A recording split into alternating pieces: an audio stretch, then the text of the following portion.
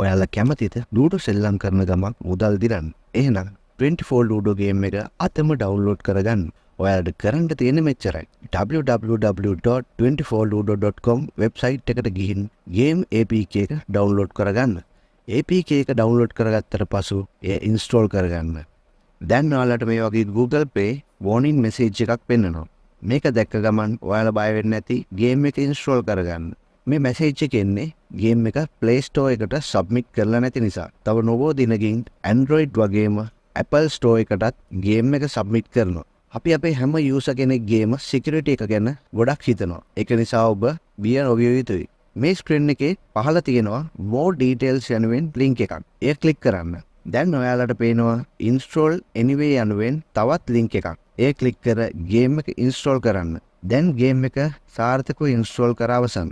ඔයාලට පුළුවන් 24 Ludo game එක open කරගන්න. දැන් ඔයාලට පේනවා ඇති game එකේ login screen එක.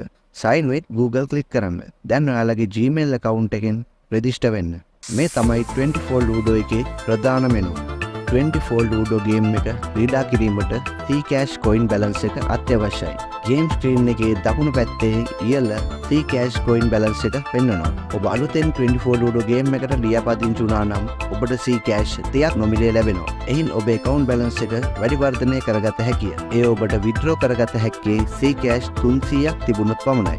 Ccash එකකට රුපියලක වටිනාකමක් ලැබෙනවා. ප්‍රථමයෙන් අපේ profile එකේ settings හදාගමු. වම් පැත්තේ උඩම තියෙන profile icon එක click කරන්න.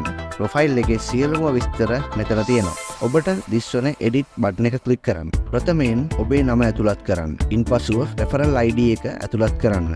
ඔබ හඳුන්වා දුන් තැනැත්තාගේ ID එක ලබා දීමට කාරුණික වන්න. මෙය ඇතුළත් කළා හෝ නොකළා ඔබගේ account එකට කිසිම බලපෑමක් නොවේ. ඔබගේ WhatsApp දුරකථන අංකය ඇතුළත් කරන්න. නිවැරදි අංකය ලබා දීම withdraw එකකදී වැදගත් වෙනවා. ඔබගේ city එක ඇතුළත් කර ඔබට කැමති avatar එකක් select කර save කරන්න.